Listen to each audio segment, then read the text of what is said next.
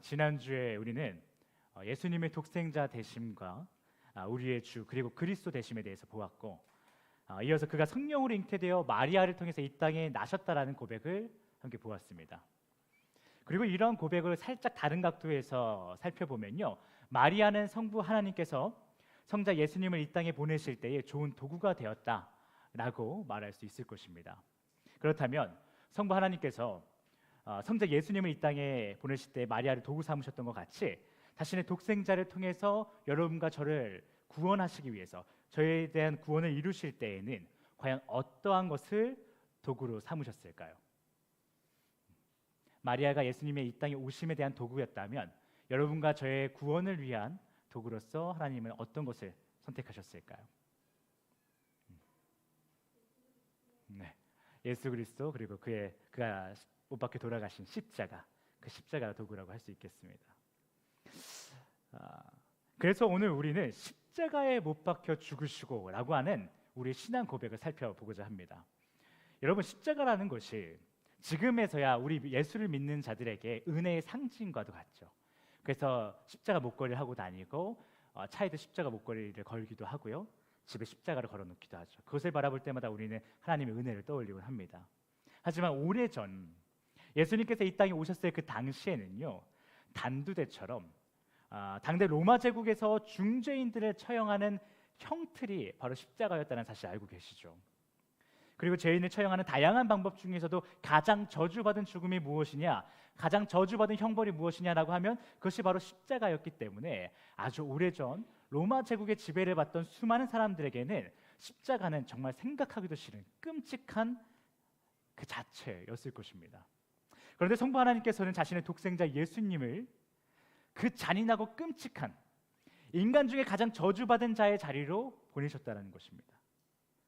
그리고 우리는 그러한 사실을 믿는다라고 사도신경을 통해서 십자가에 못 박혀 죽으시고라는 고백을 하는 사람들이죠.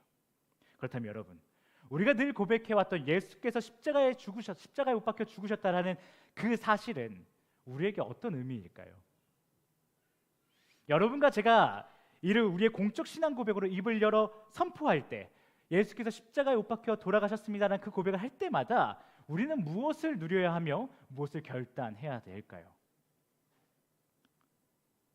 여러분, 예수님의 죽음은, 십자가에서의 죽음은 크게 두 가지 측면에서 다룰 수 있습니다. 먼저 십자가라는 그 형벌의 의미 그대로 심판, 예수 그리스도의 십자가 죽음은 그 심판, 공의로우신 하나님의 심판 그 자체를 우리로 하여금 떠올리게 합니다. 그런 측면에서 우리는 볼 수 있어야 합니다. 이 측면에서 우리는 예수님의 십자가라는 것을 그냥 마냥 은혜의 상징이라고 생각할 것이 아니라, 은혜의 하나님을 떠올리는 도구로 삼을 것이 아니라 심판, 공의로우신 하나님을 떠올리는 도구로 삼아야 된다는 것입니다. 왜냐하면 우리가 믿는 그 하나님은요, 공의로우신 하나님이기 때문입니다.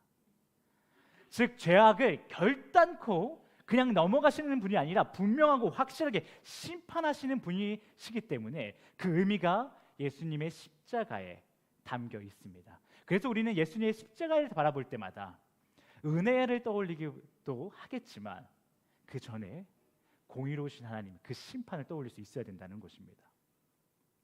그런데 우리는 예수님의 십자가를 떠올릴 때면 하나님을 우리가 나쁜 일을 많이 하더라도 그냥 무조건 다 용서하시는 분, 그렇게 오해하는 경우가 있는 것 같습니다. 그런데 이는 정말 잘못된 생각이죠.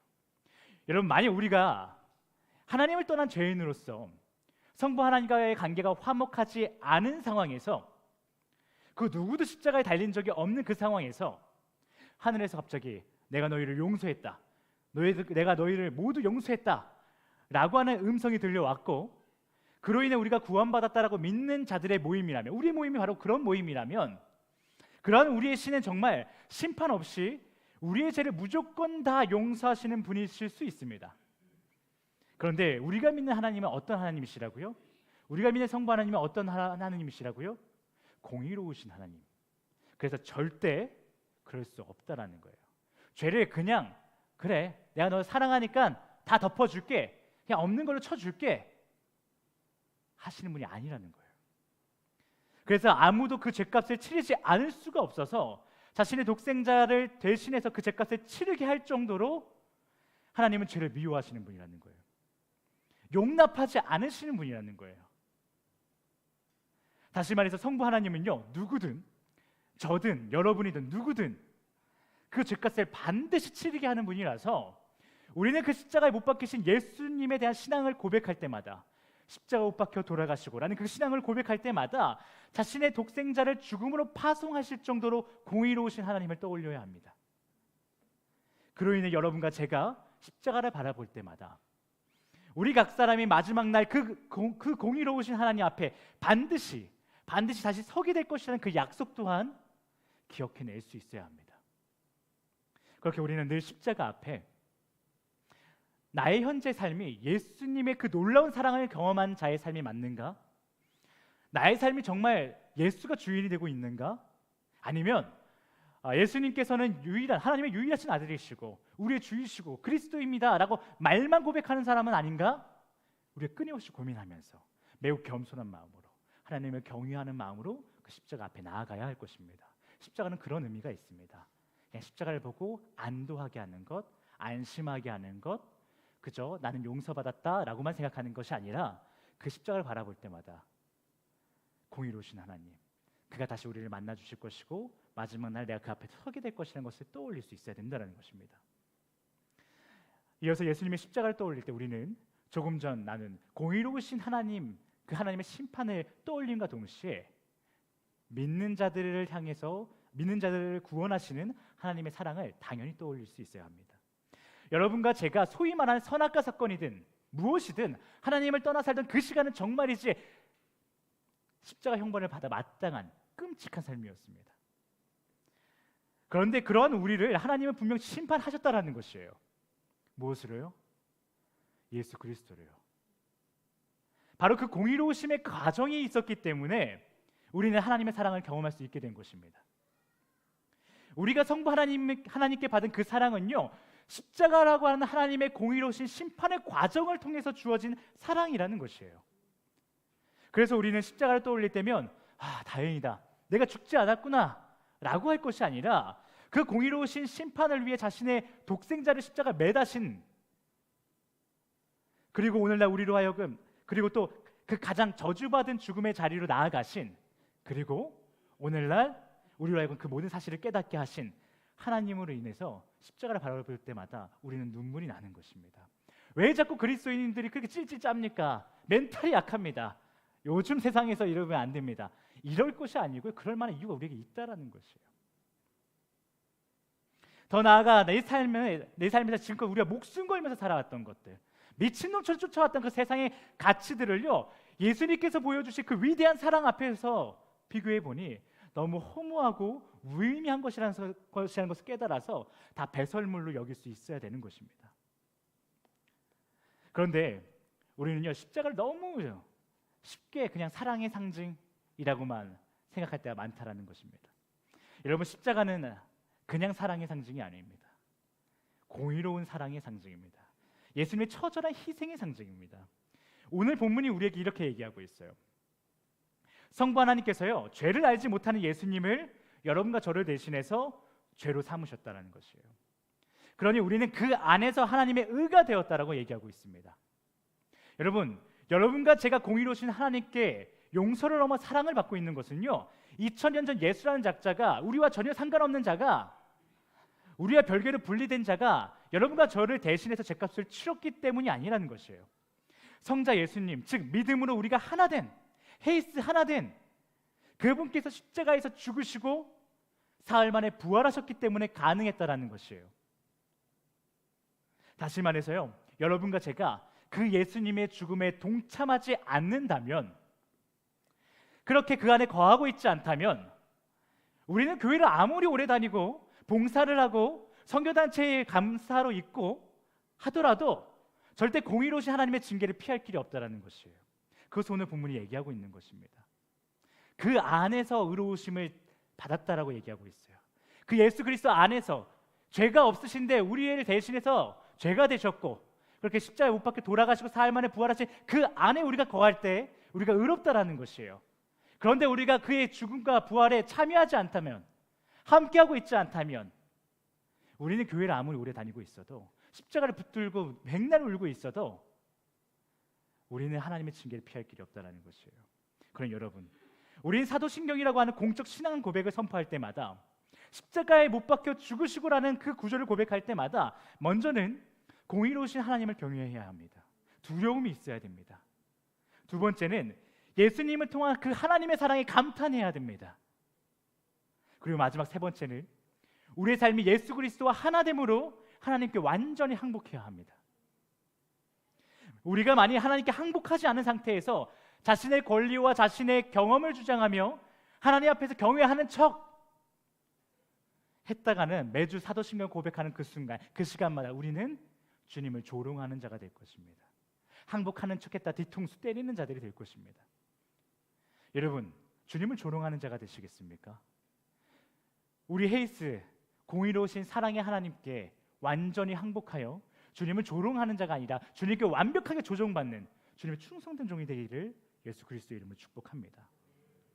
계속해서 우리의 공적 신앙 고백을 살펴보기 원합니다. 십자가에 못 박혀 죽으시고라는 고백 다음에 어떤 고백을 우리가 하고 있죠? 장사된 지 사흘 만에 죽은 자 가운데서 다시 살아나시며 하늘을 오르시어 전능하신 아버지 하나님 우편에 앉아 계시다가 라는 고백을 우리가 하고 있습니다. 해당 신앙 고백은 여러분이 잘 아시는 것처럼 예수님의 부활과 승천을 말하고 있습니다. 여러분, 우리가 믿는 삼위일체 하나님의 구원 사역은요, 십자가만으로 완성되지 않는다는 거 잘 알고 계실 것입니다. 그렇다면 여러분과 저의 구원은 십자가와 함께 무엇으로 인해 완성이 될까요? 우리가 무엇으로 구원을 받을 수 있을까요? 그것은 바로 부활입니다. 즉 십자가와 부활은 떼어지지 않는다라는 것이에요. 저희 은사님께서 쓰신 책에는 십자가와 부활의 관계를 이렇게 설명하고 있습니다. 십자가는 부활로 완성되고 부활은 십자가를 전제한다. 여러분, 이처럼 십자가뿐만 아니라 부활이라는 것은요, 우리 기독교의 신앙 고백에 있어서 굉장히 매우 중요한 위치에 위치하고 있습니다. 그렇다면 질문하겠습니다. 여러분에게 부활이란 무엇인가요? 우리가 십자가만 알고 부활을 제대로 알지 못하고 그것에 참여하지 못하고 있다면 우리는 구원받았다고 할 수 없다는 것이에요. 그렇다면 부활 굉장히 중요할 텐데 부활이란 과연 무엇일까요? 부활을 단순하게 생각하면 이렇습니다. 다시 살아나다, 깨어나다, 일어나다 라고 말이죠. 실제로 성경의 여러 번역본에서도 부활을 의미하는 단어가 이런 뜻을 가지고 있습니다. 다시 살아나다, 깨어나다, 일어나다. 그렇다면 정말 우리가 말하는 부활 신앙에서 예수님의 그 부활은 예수님께서 이 땅에 다시 살아나셨습니다. 다시 깨어나셨습니다. 그 돌무덤에서 일어나셨습니다. 라는 것을 고백하는 것일까요? 장사한 지 사흘 만에 다시 살아나셨다는 그 고백이요. 어떤 의미인가요? 여러분, 성경에는요, 예수님 말고도 부활을 경험한 사람이 또 있습니다. 그의 이름 나사로입니다. 우리가 이 시간 나사로와 주님의 부활의 차이점을 살펴보면서 우리의 부활 신앙 안에 담긴 고백의 참 의미를 누리기를 원합니다. 여러분, 나사로는 예수님을 통해서 죽었다가 다시 살아나셨죠. 나사로가 죽었다라는 소식을 듣고 예수님이 가셔서 그를 살려주시죠. 눈을 감았던 나사로가 다시 깨어났습니다. 누워있던 나사로가 다시 일어났습니다. 그렇게 그는요, 자신이 살던, 그러다 죽었던 그곳에서 다시 살아나게 됐습니다. 그러나 주님은 조금 다릅니다. 아니, 완전 다릅니다. 주님은 죽었습니다. 그리고 사흘 만에 다시 살아나셨습니다. 그러나 그는 그 부활로 인해서 자신이 30여 년을 살아왔던 이 땅과의 관계를 완전히 끊어버리셨습니다. 그렇게 하나님 우편이라고 하는 하나님 나라에 가심으로 이 땅에 소속된 인간으로서의 자신의 정체성을 완전히 벗어 던지셨습니다. 여러분, 나사로와 예수님의 부활의 차이점을 아시겠습니까? 느껴지셨습니까? 나사로는요, 죽은 뒤에 다시 살아났습니다. 하지만 나사로의 그 살아남은 주님의 부활과는 전혀 다른 단순한 재생입니다. 다시 살아남이었습니다. 그냥 그렇기 때문에 그가 다시 살아나서 원래 자신이 살아오던 하루하루의 그 모습 그대로 그냥 살아갔을 뿐인 것입니다. 이전에 자신이 추구하던 세상의 가치를 또 한 번 추구하며 그냥 죽었는데 살아나서, 심장이 멈췄는데 다시 뛰어서 똑같이 밥을 먹고 똑같은 것을 추구하고 똑같은 방향으로 나아갔다라는 것입니다. 하지만 예수님의 부활은 이 땅에서의 죽음을 전제한 하나님의 나라로의 깨어남이었습니다. 여러분, 우리가 믿는 부활은 나사로의 다시 깨어남이 아닌 예수 그리스도의 그 부활입니다. 그렇다면 여러분에게 질문합니다. 여러분은 정말 하나님의 나라가 믿어지십니까? 우리의 부활은 이 땅에서의 죽음 이후에 하나님 나라에서의 깨어남인데, 그 하나님의 나라가 여러분 믿어지십니까? 진짜 믿어지십니까? 혹시 아직도 하나님의 나라를 믿지 못해서 십자가에 매달려서 신음하며 살고 있지 않으십니까? 주님께서 매달려 죽으신 그 십자가에서 혼자 외롭게 남아서 이 땅의 가치를 추구하는 삶을 포기하지 못하고 있지 않으십니까? 여러분, 우리가 예수 그리스도를 믿는다고 말하면서 끊임없이 세상의 가치가 충족되지 않은 나의 삶을 바라보면서 비천함을 느끼고 이에 대한 불평이 버릇이 되어가고 있다면, 우리가 예수님의 십자가 죽음과 부활에 동참하지 못한 채 살아가고 있다라는 것을 기억하시기 바랍니다. 우리가 여전히 십자가에 못 박혀 죽지 못하고 버티기 때문에 손에 박힌 못이 아픈 것이에요. 발등에 박혀버리는 그 못이 너무 고통스러운 거예요. 창에 찔렸다가 빠졌던 그 창자국, 옆구리에 찔린 창자국이 스치고 나 자신의 자기 연민에 빠지게 만드는 것이에요. 죽지 못해서요. 우리는 이미 부활하신 예수 그리스도로 인하여 하나님의 나라를 선물 받은 자들인데도 말입니다.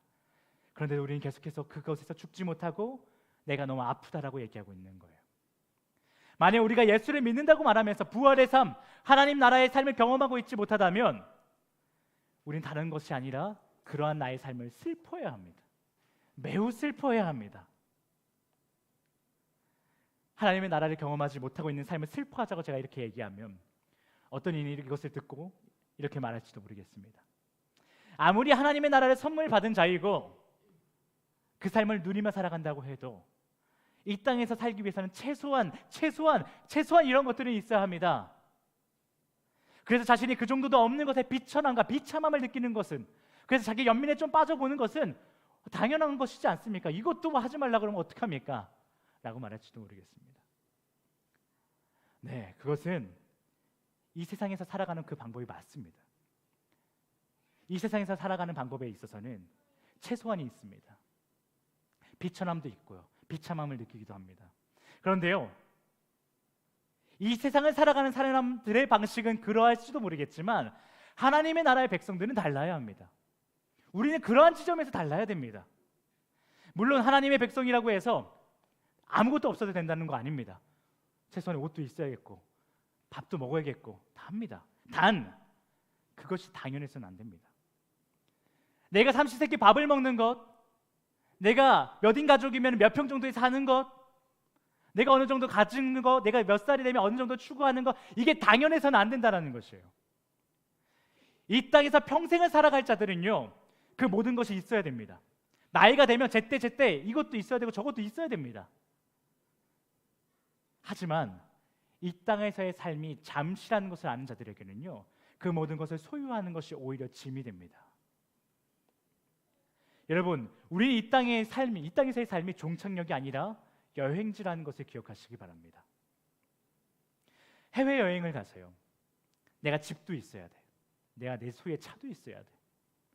마치 이곳이 나의 삶의 터전인 것처럼 모든 것이 있어야 된다라고 한다면, 그래서 그곳에서 여행을 온 목적에 맞게 살아가는 것이 아니라 죽어라 일만 하면서 14박 15일을 그곳에서 집을 사기 위해서, 차를 사기 위해서, 어떤 것을 소유하기 위해서, 나의 완전한 삶의 터전을 만들기 위해서 애쓰면서 살아가고 있다라면 그 사람은 분명 미친 것입니다. 여행자는요, 여행지에서의 불편함을 감수할 수 있어야 됩니다. 그러면서 사진 여행으로 왔다면, 사진 찍는 여행으로 왔다라면 그 불편함 속에서도 그곳에서의 아름다움을 발견하면서 그 아름다움을 사진으로 남겨야 됩니다. 또한 배낭 여행으로 왔다면 불편함을 감수하면서 그럼에도 불구하고 배낭을 들고 끊임없이 걸어가야 될 것입니다. 그 불편한 가운데서도 그것을 끊임없이 감수하면서 걸어가야지만이, 그래야 그 여행이 끝나는 안전하게 본집에 돌아가서 자신이 찍은 사진과 자신이 걸어갔던 그 아름다운 길들을 두고 내 가족들과 함께 이야기를 나눌 수 있게 될 것입니다. 사랑하는 헤이스 패밀리 여러분, 우리는요 이 땅의 복음의 전달자로 잠시 여행을 왔을 뿐입니다. 그래서 이곳이 본 집인자들에 비해서, 본 집인 세상의 수많은 사람들에 비해서 다소 소박하고 불편한 삶을 살게 될 것입니다. 당연한 겁니다. 그러나 우리는 이를 감수하고 여행 온 목적에 맞게 복음을 전해야 됩니다. 그래야 다시 하나님의 나라, 하나님의 가정, 그곳으로 안전하게 돌아가서 주님께 내가 이 땅에서 살아가는 동안 주님, 내가 이렇게 복음 전했습니다. 때론 내가 불편했고 두려웠으며 상처도 이렇게 났지만 복음의 전달자로 살아갔습니다 라고 말할 수 있어야 됩니다. 그런데 우리가 인간은 죄인이니까, 인간은 어쩔 수 없는 존재니까, 현실적으로 죽지 않는 한 하나님의 나라를 살아간다는 것 불가능합니다 라는 수많은 말들로 예수님께서 죽음을 이기시고 우리에게 선물한 하나님의 나라를 포기한다면, 그렇게 주님의 부활의 능력과 완전한 사랑을 나의 짧은 지식과 경험으로 제한하고 있다면 우리는 그런 나의 삶을 슬퍼해야 합니다. 내가 아직도 예수라는 신은 만났어도, 내가 예수라는 신은 믿어도 나를 위하여서 죽음을 불사한 신랑 예수를 만나지 못했구나. 그로 인해 내가 그와 한 몸을 이루는 신부가 되지 못했구나. 내가 아직도 자신의 독생자를 버리면서까지 하나님의 완전한 가정 가운데 나를 초대해 주시는 아버지 하나님을 만나지 못했구나. 그렇게 우리는 나의 집이 어디인지 모른 채 살아가고 있는 자신의 모습을 매우 매우 슬퍼해야 합니다. 여러분, 다시 한번 말씀드립니다. 주님의 부활은, 그리고 우리가 그 부활에 참여했다라는 것은 여러분과 제가 이 땅 위에 살아가는 자에서 이 땅과 상관없는 자가 됐다라는 것입니다. 우리가 살아가는 이 땅, 우리가 이 땅을 살아가는 자에서 하나님의 나라를 살아가는 자가 되었다라는 것입니다. 부활을 믿는다는 건 그것입니다. 그리고 성령님은 예수님의 죽음과 부활에 참여하는 자마다 이 땅을 살아가는 동안에도 하나님의 나라의 백성답게, 하나님의 가정의 자녀답게 살아갈 수 있는 능력을 약속해 주셨습니다. 요한복음 14장 26절을 함께 보기 원합니다. 제가 읽겠습니다. 찾기 원하시는 분들은 찾으셔도 좋습니다. 요한복음 14장 26절입니다.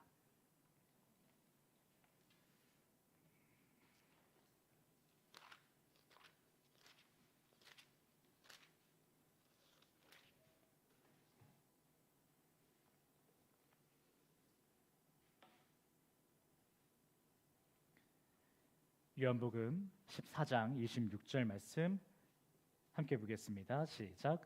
보혜사 곧 아버지께서 내 이름으로 보내실 성령, 그가 너희에게 모든 것을 가르치고 내가 너희에게 말한 모든 것을 생각나게 하리라. 아멘. 우리 하나만 더 찾아볼까요? 요한복음 16장입니다. 16장 13절 말씀 보겠습니다. 요한복음 16장 13절 말씀 시작. 그러나 진리의 성령이 오시면 그가 너희를 모든 진리 가운데로 인도하시리니 그가 스스로 말하지 않고 오직 들은 것을 말하며 장래 일을 너희에게 알리시리라. 아멘. 해당 성경은 우리 믿는 자들에게 분명하게 약속하고 있습니다. 성령님께서 여러분과 저에게 모든 것을 가르친다라고요. 모든 것을 성령님이 여러분과 저에게 가르치신다고요. 그렇게 모든 진리 가운데로 인도하신다고요. 그리고 그 가르침은 생명력이 있습니다. 생명력이 있어서 우리가 이 땅에서 살아가는 동안에도 주님의 모습을 회복한 참된 자녀로 살아가게 할 힘이 있습니다. 헤이스 패밀리 여러분, 헷갈려하지 마십시오. 흔들리지 마십시오. 우리가 의지할 것은, 우리가 신뢰할 것은 오직 이런 약속의 말씀뿐입니다. 성령님이 우리에게 모든 것을 가르치시고 모든 길을 인도하신다라는 것, 그래서 하나님의 나라의 백성으로 살아갈 수 있게 해주시겠다라는 것, 그것을 우리가 의지해야 합니다. 아멘. 또한 우리가 반드시 기억해야 할 것이 있습니다. 우리에게 여러 말씀을 통해서 성령의 능력을 약속하신 하나님은 그렇게 여러분과 제가 세상의 자녀가 아닌 주님의 자녀가 될 힘을 주신 하나님은 우리가 그 힘을 의지하여 살아가는지 아니면 여전히 세상을 의지하며 살아가는지 확인하러 다시 오신다라는 것입니다. 주님이 우리로 하여금 이 땅에서 살아가는 자가 아닌 하나님 나라를 살아가는 자가 되게 하도록 인도하셨고 능력도 주셨으니 그는 분명 다시 오셔서 우리가 이 땅의 복음을 전하는 복음의 전달자로 살아가는 동안 어떤 에피소드를 가지고 살아갔는지 꼭 물어보실 것입니다. 내가 준 능력 가지고 나의 인도함 가지고 너가 무엇을 전하며 살았니?